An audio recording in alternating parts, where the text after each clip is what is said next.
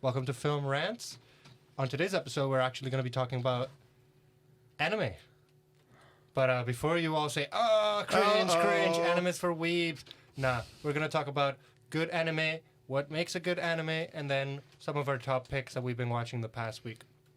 So, Hunter, I know that you are very passionate about anime. Why don't you introduce... Okay. Hi, everybody.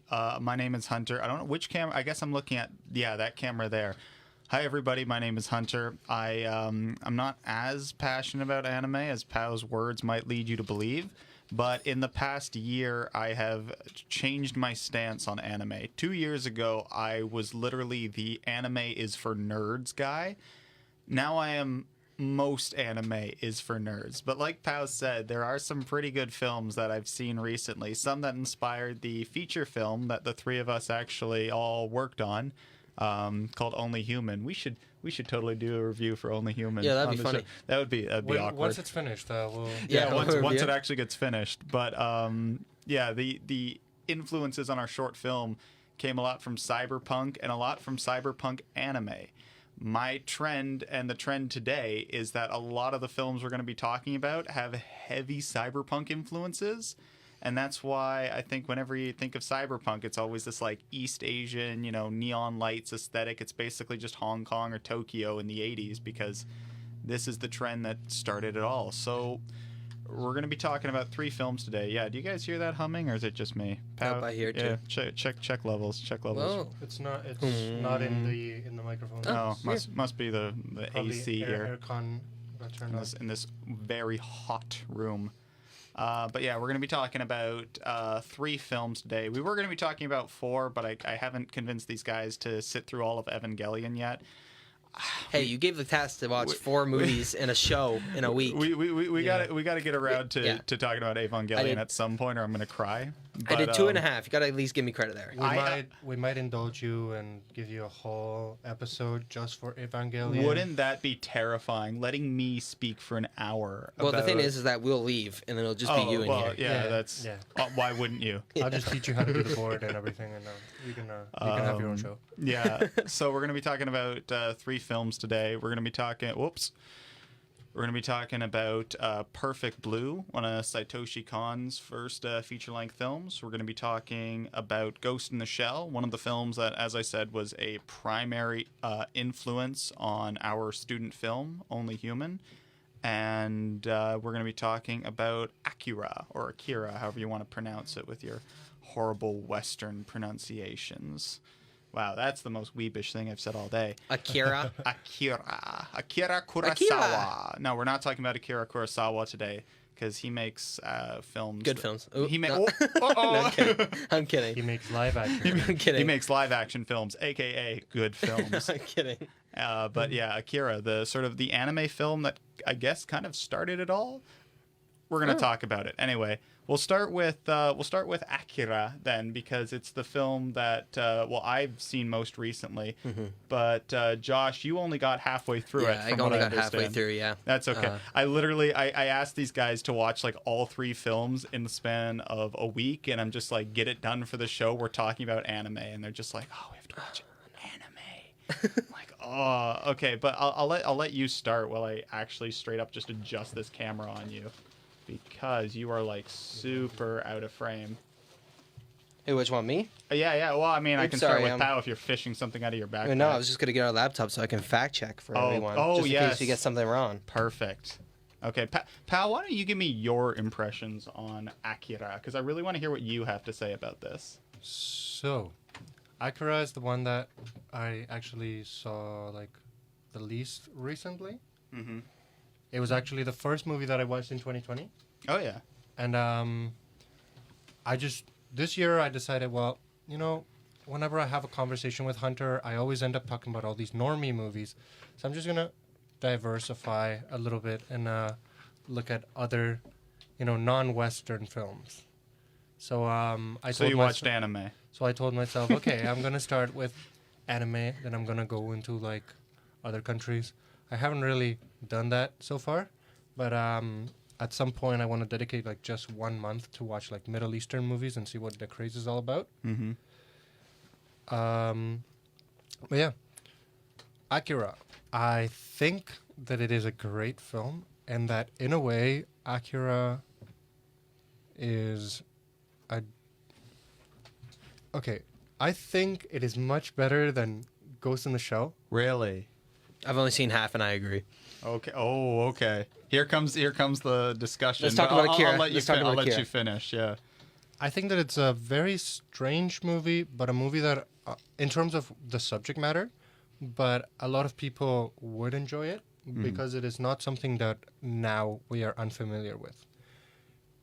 Akira gives me major Stranger Things vibes, Oh yeah, I can see as that. in Stranger Things is a Western ripoff of Akira. Hot take.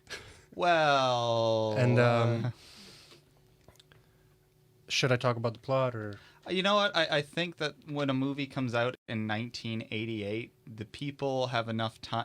Well, why don't you give me your general non-spoiler consensus on the show, and then we can go into spoilers for all the hardcore weebs who actually have already seen the movie and just want to hear our hot takes on it. All right. So the movie is basically the story about this boy who's trying to prove himself, and he's a part of a biker gang, and then he happens, like by accident, he's involved in a paranormal accident.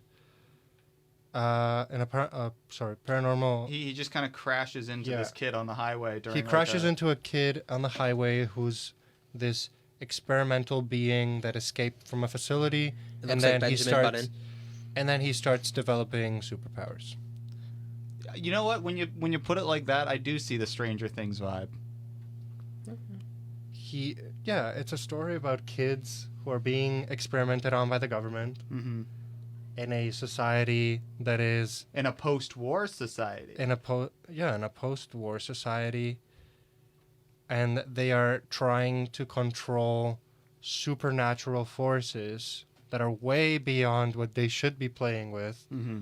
with kids that have been like genetically or I actually don't remember how they altered those kids. Is it through radiation, through like just they were born that way? See, that's the part that I was hoping you could answer for me, because having just rewatched the film last night after having not seen it for a very long time, I am still just as confused as ever as to what the hell was happening. I think this is just a theme among anime films, is that they are all very... I don't want to say confusing, but they're deep enough that they warrant rewatches. Yes. It's not always very clear cut as to what you've just bore witness to. But part of the reason why I like Akira, and I mentioned the whole post-war society thing, is that this feels like the most Japanese film out of the bunch. Like, the fact that it literally opens up with imagery of nuclear bombs, which if you've seen Evangelion, you know the Japanese, for, obvious reasons, at the end of World War II, have a very negative cultural view on nuclear weapons. And the fact that this film essentially it's making a message about nuclear warfare, because it was coming out right at the end of the Cold War, and saying that, like, it's dangerous to deal with these weapons of such like massive destruction, and the only society that I would really trust the opinion on that is the one that actually experienced that destruction firsthand. There's no other nation on Earth that's actually experienced nuclear weapons in combat, and that's why I feel like that imagery and the themes that Akira presents is so important to Japan's cultural identity, that it's about more than just kids being experimented on, in my opinion. I don't know, Josh, what do you think? From the half I saw, I can agree that it's kind of convoluted, and you kind of start out thinking, okay, what's happening? I don't understand the world at all. But as it went along, and I ended about, there's a scene where like they go underground and there's some door and it's covered in ice. Oh, so that's where I ended. Right when they first find Akira's remains. Oh, okay. Yeah. So I just ended there.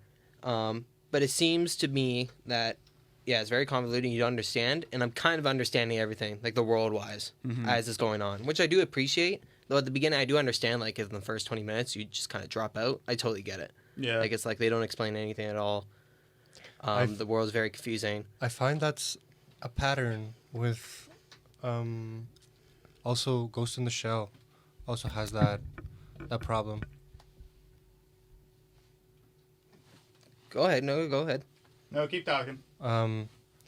Yeah, I find that Ghost in the Shell also has a problem with being like it has a lot of in movie exposition and a lot of stuff that just uses words that are not necessarily like common knowledge. But I feel like that's the thing that with all these movies, and we'll get into Ghost. I mean, this is less of an extent, obviously, in Perfect Blue, because Perfect Blue is my favorite of the three, so maybe we should talk about that one last, because it's also the most different. But Japanese cyberpunk films or sci-fi films always have this thing where they throw just technobabble and deep lore and ancient societies and all this stuff at you, but at the end of the day they just basically turn to camera and say none of that matters. It's all about the human experience. Connect to each other, be friends, bring about world peace. That's true, and I think each film kind of... I've only seen the half of Akira, so I can't really say, but out of the two I've seen, I think it really depends on which one kind of really tells you it's the human experience that matters. When it delves too much into the sci-fi stuff, I just get totally out of it. Yeah, when a film is pure sci-fi, it's great, but if you can use sci-fi to say something much more personal, you know, that's why I talk about the influences on Only Human from Ghost in the Shell, because that's a movie where, like Akira, it starts with like an opening title crawl where it's like, this is the state of the world. I think Ghost in the Shell, there's been 2 world wars. Akira's only had to deal with 1 world war. So yeah, Ghost in the Shell is on like World War IV, I'm pretty sure. And it throws all this lore at you about like the different government agencies competing. But at the end of the film, it's kind of just like, hey, you have unlimited potential. Step out into the world and achieve something. I don't know. That's what I got from it. Do we want to keep talking more spoilers in Akira, pal, or do you want to move on to Ghost in the Shell? I mean, we're doing great for time, so I feel like we can still talk a bit more about Akira. Yeah, go ahead. I don't have much to say. Okay, Josh, sit back. Oh, I'll relax. Let the masters discuss the cinema of the foreign films. With the bad English dub, but whatever. Josh, did you watch the dub?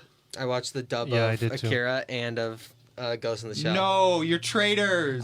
Traitors. I would have. It was free. You've disappointed Bong Joon-ho. I'm sorry. I would have watched. I watched didn't watch a dub for that movie. Oh no, I would have watched the subtitle, but it was free. Oh, okay. So I was like, oh, fine, it's dubbed. Okay. Just out of interest, where did you watch it? I watched Ghost of the Shell on Amazon Prime. Oh. And I watched Akira on what is it called? Tubi, and then I just straight up paid for Perfect Blue. Wow, I watched all 3 of those films through much less ethical means that we won't ethical memes. Ethical memes. Film memes episode coming soon. But we whatchamacallit. Wait, we are committing to that? Well, I think we should. That'll be fun. I think it would be an interesting idea to discuss. Okay, I'm down. But it is hard finding a lot of these anime films. Like, people can talk about like how they track down foreign films on like the Criterion catalog or all their like like our university has a foreign film streaming service where you can watch all these old French films. It does? Yeah, it does. I'll link it to you afterwards. I can't remember the name, but I have the tab saved on my laptop. Please do, because I always feel like whenever I want to track down these more like less popular films, I have to go into like unethical channels, and I feel bad because I'm like, I should be supporting this art. Yeah, you want to support the artist. But the only way artist. to watch it is illegal, and I'm not paying for this. But the big studios don't want to support the artist and give the movie a release for anything under like a $35 Criterion Blu-ray. And like that's the thing about anime, is that I feel like the bigger discussion at large here is that anime isn't actually considered a real art form in the West. It's kind of just considered that like quirky, edgy Japanese cartoon thing that, nerd shut-in otakus watch in their mom's basements. But that's why I wanted to bring these 3 films to general attention, because Japan makes really good cinema as long as it's not got the like nosebleed Naruto running jiggly boobs. I mean, it's like every culture has their stereotypes, right? Yeah, like every film has their own little quirks that make it like bad or generic, right? But You gotta find the Japan's universality of it. stereotypes are aggressive in some of their media. Are they? That's though? true. Are they? Well, because think of you the- have the all powerful American hero, and That's you true. have I guess good point. and you have the super intellectual French main character who only cares about his art and all that, and that's not just propagated through American films, but through also French That's true. films. I guess that's fair. I mean, yeah, French people are generally more artistically expressionate than Americans. But anyway, getting back to Japan, I like these 3 films in particular because they all have something unique to say about Japanese culture. At the time that Akira came out, it was the end of the Cold War, so I like its commentary on nuclear, weapons and, powers that are too great for humanity to handle. I like Perfect Blue coming out of the late 90s when the whole like pop idol sensation thing in Japan was huge, and dealing with kind of like a Hitchcockian story of like what would happen if one of these idols just completely broke down, and hey, maybe they do. And then Ghost in the Shell being like, hey, Japan's now a technological superpower. What's the logical extreme we could bring this to in like 30 years from now? But I think we've said enough about Akira without spoiling it. And Josh, since you haven't seen the second half, I think we'll end up going light on the spoilers. Like, Pal, why don't you give me like final words and ratings? Then I think we should move on to Ghost in the Shell. for Akira, I recommend watching it. I think it's a good movie. It's, in my opinion, it's more watchable than Ghost in the Shell. Even though I like Ghost in the Shell more, personally, I think that Akira is more easily watchable because it has a plot that you can follow more, and the movie is way faster. Like it feels like there's more action. There's action and there's plot. There's not just philosophy. Yeah, Ghost in the Shell is a very philosophical movie. I agree with you 100%. I think that Akira is a great first watch for anyone looking to get into anime, because it has enough of the tropes there that you kind of get a general consensus of what the art form is all about without any of the weirdness that turns a lot of people off from anime. And as you mentioned, it's got just incredible pacing and a plot that like actually really moves and never really takes a step back to be like, what is the meaning of the universe? Where are we? I actually had a negative experience with Ghost in the Shell the first time that I watched it because I hadn't seen any other anime films. Oh, yeah? And my only experience with anime up until that point was Dragon Ball Z, which by a lot of people is considered just a Western cartoon. Mm-hmm. So when I started watching Ghost in the Shell, because you recommended it, Yeah. Hunter, and I just went in to watch it, and I'm like, okay, I'm just gonna watch it because we have to watch it for Only Human. It's a reference, blah blah blah, and I need to know what Hunter's always talking about. So I watched it. Thanks, pal. That really validates me as a human being. So I watched it, and I'm like, I'm so confused. Why is this? Why is this fun? Why is it fun being confused? Why is this? So for the longest time, I stopped watching anything that was anime related because I was like, well, this is my experience with anime. I didn't like it, so why would I go back to it? Oh, you didn't like Ghost in the Shell the first time? I did like it, but not to the point where I was engaged. I had, I never got to the ending of the movie. Yeah. I tried to watch it twice, fell asleep both times, not because the movie is super boring, but because the movie is really heavy and it taxes your brain. It's a very meditative film. Yeah, it is. I would say none of these films, maybe with the exception of Perfect Blue, are what I would generally consider popcorn flicks. They're not like, let's get the boys together and watch frickin' Ghost in the Shell. No. Yeah, it's Ghost in the Shell, you watch it by yourself. And you're bored out of your mind. And you're bored out of your mind, and it makes you think about your existence in the universe. But you're not. See, it's a different kind of entertainment. So, are we ready to fully move into Ghost in the Shell discussion? Because Josh, you look like you have a lot to say about it. Let's start with you.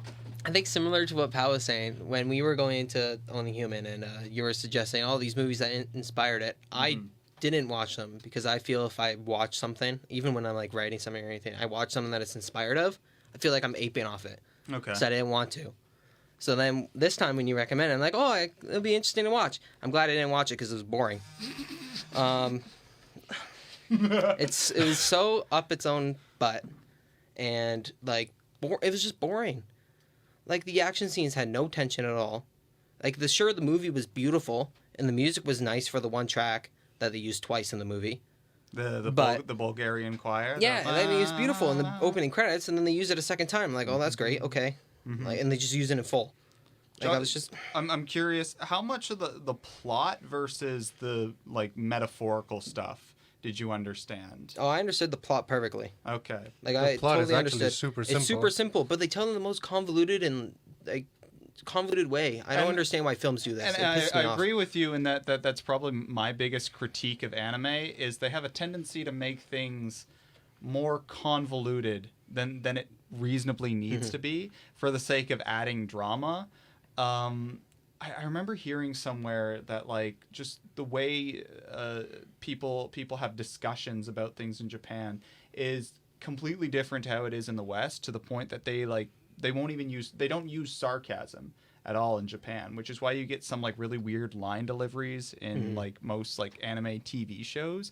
It's like, that would be funny if I said this, but what I actually mean, and it's like no one talks like that. Okay. And so I feel like a lot of Japanese cinema is just that. It's very Japanese.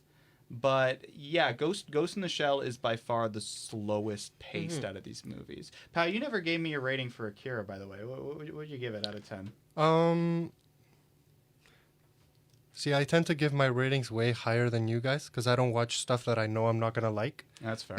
I don't watch something. Well, actually, that's not true. But my Letterboxd profile literally says, "Why would I waste my time watching bad movies?" And I watched 6 Underground, so. Go on. Okay, that's for another day. Not anime. I would give it Acura. I would give it 7.5. Yeah. I'd say that's reasonable. Yeah, I'd give it about the same thing. I'd also give it 7.5. Yeah. Josh, you can't give it a rating. I can't give it a rating because I've only seen half. But I'd be curious to hear what you do give it once you've seen the whole thing. But anyway, I gotta say the ending is probably what made it 7.5. As in, like, it lowered. Oh, you thought the ending lowered it? I don't know. The ending just, to me, didn't feel like it belonged in the film. I'm excited. It got a little bit. It got a little bit too supernatural. Up until then, it was like you had characters, you had plot, you had action, but then the ending just becomes like this. Okay, and how can we top this? Let's do this. Okay, and how can we top this? Boy, you're gonna love the end of Evangelion. I was gonna say that sounds like Ghost of the Shell, except it didn't have characters. Yeah. Oh. I feel like Ghost in the Shell only has characters. No, it doesn't have any. It's the most generic characters. Ghost in the Shell is too much characters. I'll counter that with saying, what is the characterization of the guys in Acura? The major he's a military dude who's dissatisfied with the government. That's the most stereotypical like army dude in I've movies. only seen half the movie, but he literally explains that like, hey, I don't like what this film or this city's become. It's kind of crime ridden. Everyone's like against the government. This but city I'm willing is dripping with crime and corruption. But it's interesting because he's like, I'm willing to save it because my morals say I'm a soldier and I'm supposed to defend this city. But to me, that's interesting. But that's like the most basic, like, I'm a soldier, I have to do the right thing. But it's not just like, oh, the world is good. He's recognizing the world is bad, but I myself, my morals are here to defend this city, and that's what I'm going to do. Sounds exactly like Captain. Yeah, I was gonna say it sounds exactly like Captain America's morals, but I don't mind. I don't know. I think but like fine. Okay, but the main characters then, like Tetsuo and what's his name, Kanata. What's Kanata's character? Like, I don't know. Like he's a cool dude. He's a cool. Yeah, it's basically Bart Simpson and Milhouse if they had anime powers. But what's I don't even remember the person's names. What's the Scarlett Johansson's character? I'm just gonna say Scarlett Johansson. It's gonna rage some people, but well, I don't know her name. I forget. The Major. Thank you. Motoko Kusanagi. Thank you. You're the I thought we were fact talking checker. No, about but I was talking Akira. about Ghost of the Shell. No, well, I wanted to move on to Ghost of the Shell. We 'cause can talked jump about around. it. Imagine was her thinking we have character? a structure to this show. But what was Major's character? Well, I from my interpretation, I think Major's character was that she was someone who didn't feel, alive in her own body. She was someone that, because of all her biomechanical enhancements, was feeling detached from humanity and was looking for anything that could, bring back the sort of feeling of a human soul inside her. I think I that agree. the Major is a physical representation of the fashion industry. The fashion industry. See, I thought. No, wait. I want to hear Pow's take on this because that's interesting. I've never heard anyone say that before. Because the Major is completely fabricated from scratch, except for some human cells in her brain, which they talk about in the. Just her brain or her heart. It's organic. her brain. Yeah. Her brain Brain. is, Yeah. and it's only some cells in her brain. Mm-hmm. It's not even the whole brain. You mean shells? We're just gonna ignore that. That Josh said that. Let's get back to. You were gonna talking say you were about talking brain about Yes, cells. my brain train of cells, thought. yes. Okay, sorry. I think that in a way, Motoko Kusanagi just feels lost. Feels like she needs to find what represents her, and in a way, fashion is one of the things that a lot of people fall to whenever they want to like showcase their personality. Because we all have like our inside personalities. Mm-hmm. We all have like stuff that we only share with ourselves or we only share with like our really close friends. But the stuff that we broadcast to everybody, that's more so like, how we dress, how we talk in public, how we behave. I'm including all this into the concept of fashion. But I feel like someone who dresses in a certain way, just by looking at them, we can already judge, okay, you are this kind of person, or you are this kind of person.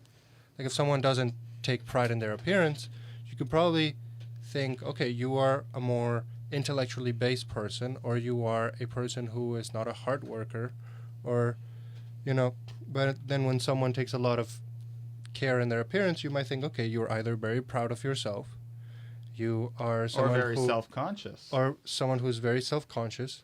You can be someone who just thinks that materialism is a big important thing in their life. So there's a lot of conclusions that we can draw from that. And I think that Kusanagi, because she is a robot and she essentially has no personality, because most of her lines in the movie, I don't know about the Japanese interpretation. I've only heard I'd say the dub. subs and dubs are pretty similar in terms are of they? what the message is getting. I really hope not. I think it comes down to the actual quality of the voice acting. Yes. The general consensus, from what I lines, understand, is like unless it's a show like Cowboy Bebop, where the dubbing crew just put in like their A game, or like what's that one anime show? Evangelion. Oh no! Let's not talk about the Evangelion dub. I'll have words about that eventually. But Black Lagoon, where all the characters are basically supposed to be American anyway, it shows like that you'd probably want to watch dub. But like movies like set in Japan, released probably in the 90s before the whole dubbing industry was a huge big thing. Those are the kinds of shows you want to watch or the movies you want to watch with subtitles, just because Western voice acting, at least at the time before anime was, taken seriously as this big cultural thing that all these nerds watched, it was a lot of just like Ed, and Eddie voice actors coming in and going like, whoa, that's crazy, and like this super serious, like contemplative scene, because they didn't have the director in the room and to be like, no, this is a serious scene. You people are ruining my art. Shut up. It's like... But what's going back to you, Josh? What was your interpretation of Ghost in the Shell? See, I mean, I'm kind of on board with both of you. It's about a character who feels empty, right? Mm-hmm. That feels that she doesn't have a purpose in it and can't express herself because she's part of this machine. But my problem with it is that it's told in the most boring and exposition way possible in monologuing. Like she just says that she feels empty, and she's like contemplating just out loud, instead of showing us like, oh, she feels empty, or she doesn't feel like she's her own person. She just tells us. Well, I think there's good visual moments. The waking up in the her apartment and having this silly city silhouetted against her is kind of imperfectly encapsulation of like a frame within a frame of like how she feels trapped against this sort of just world that she lives in. You know, she feels distant from it. That's true, but the rest of it for me just feel like the rest of that, like after that point, it just feels like they're explaining it to us most of the time. Do you think feel frustrated? Do you think that part of the reason why Ghost in the Shell is so expositional, it's because it deals with very mature themes, and yet it is a movie that is animated? Because if you look at a live action character and the actor is like really putting in all their skill into the performance, you can see in like the shine of their eyes, or you can see in like how the crease of their mouth is moving, how the lighting reflects on them. But this, we're talking about a 2D representation of of what a human is to the animator. And that's a really good point. I was going to say, like, would you have liked a movie like The Two Popes as much if it was just all animated?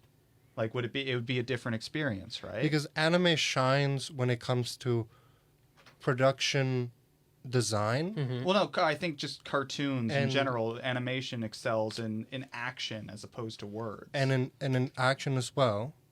But it doesn't, in my opinion, shine when it comes to close-ups of human faces, because they don't have freckles, they don't have it's harder to read expressions on drawings. They don't have the shadows don't hit them in the way that they normally do. See, I would totally disagree, because something like Perfect Blue, I feel totally opposite about. It explores dark and serious themes with a respect and like with emotion that feel real, and you understand what they're trying to say with it without outright telling you. And but I think that also comes down to animation style. Like if you get these really like cheap like mid 2000s like anime TV shows where all the characters all look the exact same, like Totally Spies or whatever. Yeah, I'm in anime in general where all the characters have that exact same like V-shaped face and all. They got the funky crazy hair and all of them are just acting really like extra and outgoing. It's kind of hard to care about them as people.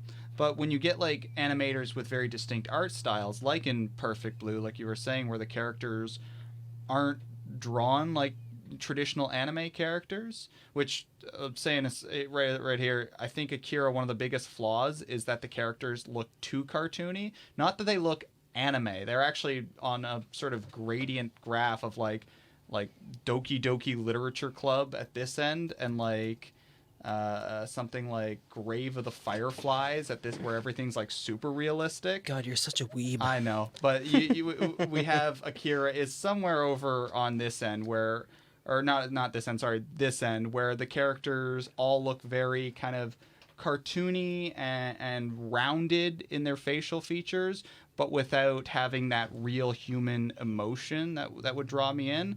And that's what surprised me about Ghost in the Shell, because I'd always been hearing so much about how anime films have it's all big eyes and heart-shaped faces and crazy hair. And so it was weird when I like saw the Major for the first time. I'm like, wow, her nose looks like a normal nose. Like it's such a weird thing to think about, but like, yeah, anime art style varies so differently between projects that it's kind of hard to get a feeling for, characterization unless the artist does something completely like out of left field and comes up with something totally unique for the character design. I would actually say, if we're talking about the animation, that Major Kusanagi is probably the most anime character in the whole like repertoire of characters. Well, I would say Bateau is, because he's got the robot eyes, but like because Bateau, his facial structure and his hair color and his like his hair, he's got white like, hair. Like, come on, that's super anime. I feel like he doesn't look like an anime character. Really? He's big, he's strong, but he's not like super muscular like JoJo. Okay, but I mean, He the is- anime dudes in anime, whenever it's like a fighting anime, they always are like fairly, big, strong dudes. You never just see like some average Joe like use his Super Saiyan powers to destroy a room full of people. But I mean, I don't know. Again, I don't watch a lot of anime TV shows. This is just kind of third-party understanding. But from the movies I've seen, it's like all the dudes are always like, unless it's a realistic movie like Perfect Blue, all the dudes are like built like a brick poop house, and all the women basically look like Maxim cover models. Yeah. But yeah, I mean, since we're kind of leaning into Perfect Blue, I think we should probably discuss. Since we're I was also. gonna say, let's give scores for. Oh yeah, true. I'm forgetting my own scores, thing. yeah. Guys, scores for Ghost in the Shell out of 10. What would you give it? Starting with you, Josh, since you hated it. 5. 5 out of 10. Completely middle ground. Yeah, it's the middle of the road for me. Josh, Maybe if I watch it again, maybe I'll like it more, but I don't want to watch it again. you know what? I'm kind of inclined to agree with you. I would have given it a much lower rating had I not watched it literally back to back because I wanted to understand it. I think it is a film that warrants a But rewatch. I feel like I understood it, and I just don't. I feel like I understood it, But but just, did it was told poorly. Did it for me. make you think? Yeah, think about how I didn't want to watch it. Go ahead, pal. What's your score? What would you give it? I have to say I've rewatched it. Mm-hmm. Upon my first viewing, I would have given it about a 6. Okay. After my second viewing, I actually really think that it is a good movie. Yeah. I think that I would give it a 7.9 or an 8. I mean, I know that an 8 is up high in the scale, but I think that if you're in the right mindset to watch the movie Yeah, mindset's and you a are not huge thing. tired, Yeah. then you will absorb the movie and you will realize how good of a movie it is, because it is not so long that it like literally just kills you because you're thinking for so long. That is true. It is not long. It's like only like an hour and a half. It's an hour and 22 minutes. Yeah, it's short. But Is it really only an hour? Yeah, it's really short. Wow. yeah, I just watched it. Oh wow. Okay. Well, I mean, maybe that's a testament to its slow pacings. It feels a lot longer than that. It is very slow, but I think that it is also a very interesting film, and how it treats with a lot of not just the themes of it, but just how it sees the future. Mm-hmm. Like, this is very similar to how our society now depends on smartphones, on smart technology, on social media. It is not as invasive as having a robotic arm or a robotic brain Mm-hmm. and literally being able to hack into someone, but you can hack into someone's online personality and make them do things in that way. Yeah, I mean, deepfakes. That's basically the closest thing we've got to the puppet master being able to control someone else's body. Imagine, what that kind of technology could be doing in the year 2029 or whenever Ghost in the Ghost in Shell the Shell is takes set. place in 2015. I'm pretty Ghost sure. in the Shell? No, I thought it was 2029. From take- what I remember, it's it's 20 2015. It's 2029. Was it not? Oh, I'm sorry. I thought- 2015 is 2015. Blade Runner. Yeah, no, Ah. that's 2019. You're thinking of Evangelion takes place in 2015. Yeah. You're right. The I the far apologize. distant future of 2015. Yes, yeah. and then Akira takes place in, in 2020, I think. 2019. Yeah. Let's talk about the good one. Yes. Perfect Blue. Okay, let me give my rating. I think Ghost in the Shell, upon first watch, I gave it something like a 6.5 out of 10. I thought it was an interesting film with serious pacing issues, and the more I thought about it, and the more I considered also just its influence on films like The Matrix and other Western action, and I mean the fact that it got a terrible remake that because it's so bad because it wasn't able to capture that special sauce that the original '95 animated film had. Because it is What there. sauce? The sauce is What sauce? It's the The special metaphorical sauce. make you think. Oh, Uh-oh. It's all good. What's It's that? all good. something just fell over. But I would give Ghost in the Shell an 8 out of 10. I think it is a fantastic film, still with some serious pacing issues. But to rebuke what you said way back in the beginning, Josh, I think it is very tense in some scenes. I think the shootouts are beautifully animated. The whole production team, from what I understand, apparently went out on like actual gun ranges, which is rare in Japan because They don't have guns. They're not a Second Amendment type country like the U.S. is, and like actually saw how like bullets would ricochet off various surfaces to get like the feel for like how to animate it, which is something Akira did as well, not with guns, but just like throwing an insane level of detail into like every single frame of the movie where you wouldn't otherwise expect it. That's actually what brings Akira up from a 7 to a 7.5 for me. It's just like that in the background of every shot, there's always something unique happening. But, you know, There's trash everywhere in Akira. Yeah. But I mean, there's always like people in the background, like doing weird stuff, like just, you know, or not even weird, just stuff like hanging out, like observing, having a smoke, or there'll be like two people just like, you know, making out in the background of a shot because they're in like a seedy part of town. You know, it's like it's stuff like that that makes the world of Akira feel alive. Beware of people making out. It's a seedy part of town. It's a seedy part of town. Anyway, Perfect Blue. Perfect Yes. Blue. Let's talk about what I think might be the best anime film I've ever seen, not called The End of Evangelion. Perfect Blue. Who wants to start? Okay, I feel like It's so good. It's so good. It's amazing. I was like about like an hour in, I'm like, this is like a 10 out of 10. This is awesome. Yeah. It's like pitch perfect tension, suspense. Oh, I thought you the were about to say animation's it's beautiful. like the movie Pitch Perfect. No. And I'm like, please draw the I wrote notes. comparison. Oh, I had notes. Where's my notes? Here we go. Like the acting is perfect. Like the character But of Mima. you watched the dub though, yeah? No, I watched the sub. Oh, this you time. did. Okay, you did watch the sub. I watched the sub this time because I paid for it. You're right. Yeah, I thought the acting was perfect. Just the storyline, the way like the shots worked, and how we just got into Mima's head. I think it's Mima, right? Or Mima? Mima Rin, yeah. Mima, yeah. I think Mima's Japan, they say their last name first and first name last, but... You know. Anyways, but Mima, you got her into her head, and then this is perfect. And then the last 10 minutes happened for me, and that kind of... It kind of falls off for me because I think it goes too overboard. I would say the last 10 minutes, especially the whole finale in the hospital, where she's like... I don't mind... the...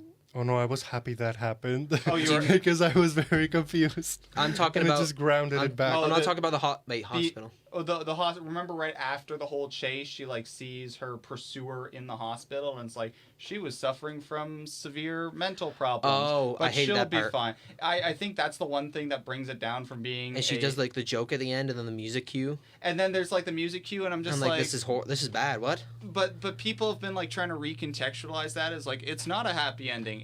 Maybe it's just in her imagination. No, it's the so film's off. operating on so many different levels of reality. It but feels like, so off key from the rest of the film. Yeah, as the ending of the film, that's like the one part I really didn't like.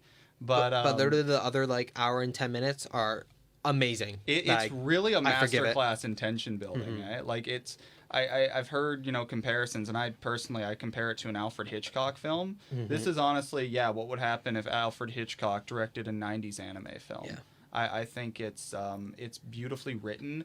The one composition early on where like the creepy stalker dude, which can we just say, is it fair to make the stalker just like a ridiculously like ugly creepy dude? Yeah, he's like ugly, like I don't know what the word to use, but kind of like deformed type of guy. Kind of like a deformed guy. Like that seems really mean. Like I feel like if they remade it, it would just be a guy. Cast Channing Tatum as the stalker in the live action remake. See how that plot point develops. I think that'd be cool. But he's still a straight white male, so they would probably get shit from it. Yeah. Oh, whatever. He should be Japanese. Yep. Recasting. Cast what's his name from The Gentleman? Henry Golding. Henry Golding. He can play an Asian Chad, no problem, I think. Yeah. Anyway. That one shot of the stalker like holding up his fingers in the concert to like just separate like Mima out from the rest of the crowd. How I never really noticed, as I'm starting to notice this a lot more. I thought originally it was just unique to like the really like big budget anime, but how anime as opposed to Western cartoons really plays with focal lengths when reasonably, I mean, everything should be in focus because it's all drawn, but actually having like considering like camera lenses in the shots or how a rack focus would work really adds a lot to the scene. I think Perfect Blue is probably, I'd say I like it more than Ghost in the Shell, but I'm only going to give it better I would only give it like a half rating higher, like put it an 8.5 out of 10, just because the ending I think ruins a lot of the ambiguity for it, and because I don't know. It's a much simpler film to understand. Once you kind of figure it out, you stop thinking about the film, and I think the best films are the ones that keep you thinking about it, year after year after year. What do you think, pal? So I'm going to read the comment that I made on our group chat. Okay. So on Saturday at 12:06 a.m., I was sleeping. which is when I finished watching the movie, I woke up to this. It was great. I wrote this. What the hell is Perfect Blue? I just finished watching it. 1 hour and 20 minutes of an anime hand choking your throat while it plays with your mind and destroys your brain and makes you question life and reality. No movie ever made me so freaking stressed. Yeah, it's awesome. Yeah. It's the best. Yeah, no, that's a perfect way to put it. This movie just destroyed my understanding of like what is reality. I think because it keeps jumping from like, are we in her mind? Awesome. Are we in I love it. reality? Is this a Yeah, and she keeps waking up. And the editing in it Oh, too the editing's really so helps. perfect. The editing really helps that a lot. Like no one ever really talks about editing in like animated films, this but one. Perfect Blue might have some of the best like editing I've I would ever say. seen. I would say, yeah, Like, it's up there. It's great. Since we're short on time, pal, give me your last thoughts and then rating. And I just want to have a quick discussion on anime as an art form, what we think about it. Go. Rating, I'm gonna say a 7. Really, a What? 7? Yes. That's low. I'm gonna rate It's it too low. the lowest out of all 3. Wait, no, it's not- because oh, yeah, you did. because it What gave the me hell, so man? much distress. I just could not enjoy the Shouldn't film. that be a good thing though? That means it really got to you. It got to your core. It gave me it's see, the thing is, a lot of films get to your core, but they don't stress you out. Well- they just move you in a way. I think you can positively rate a film. Like I have to defend my opinion on the Letterboxd app every time someone asks me, why did you give Downfall 5 stars but didn't like it? And I'm like, well, because how could I like a movie that's just like 3 hours of just people suffering as they await their like suicidal demise and, off themselves in the darkest chapter of like 20th century history. But it's also like a perfectly made film. Yeah, like it's hard to say you enjoy something like Schindler's List, but you don't like. It's not like.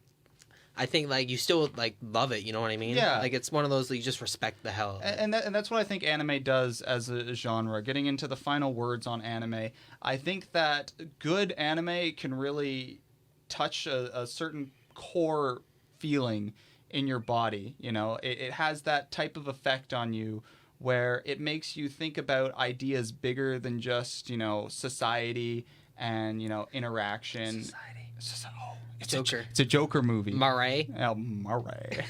But it's where anime can really tell you something about yourself, even though you're just watching 2D Japanese characters goof around on screen, getting into wacky hijinks for 2 hours. What are your thoughts on anime as a genre? Do you think that anime deserves a chance in the West, or only if it really gets its act together and stops making stuff like, well, I won't name names, but certain anime shows that are out there? No, like everything has the chance to be artful. I mean, you could say anything's art. It just depends if it's enjoyable or good to you. Yeah. Like I'm not super into anime, but I've seen a couple movies that I enjoy, or ones I don't like either.